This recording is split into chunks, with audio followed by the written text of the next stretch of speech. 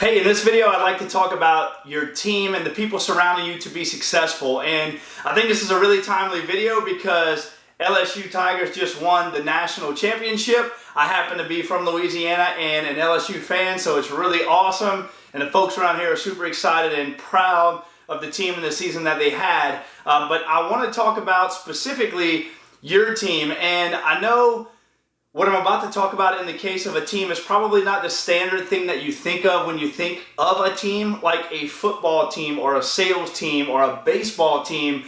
I'm talking more of the people you have around you in your life, because my definition of a team is also a group of people that might play together, work together, but it's also the people that you spend the most time with and surround yourself with. You know, there's a saying that goes like this: you're the average of the 5 people you spend the most time with. And so again, I consider that a team. It might be your wife, husband, kids, parents, co-workers, friends, whoever you spend the most time with, you know.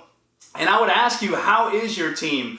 Are they putting you in an environment of accountability and helping you to grow? Or are they stagnating your growth and helping you to stay in the same place, keeping you in your comfort zone and not helping you get to where you want to be? And so that is super, super important to be aware of and conscious of, because if somebody is in your circle that is dragging you down, you know it, right? It might be negative. It might sound like, hey, why are you doing that? You've never done that before. None of the people we know have ever accomplished that. You can't do that. How about you just come stay here, start tomorrow? You don't need to do those things. Or on the other end of the spectrum, you have people in your circle, if they are in a growth environment, like, hey, I thought you said you were going to go work out today. What happened? You didn't do that. Hey, I thought you said you were going to eat better. I don't see you doing that. They're constantly checking you in a good way and helping you get to where you said you wanted to be, because they're holding you accountable. And for me, I'll tell you, I lead a sales team of incredible people. And what's important to me as an individual and as a person that leads a team is growth.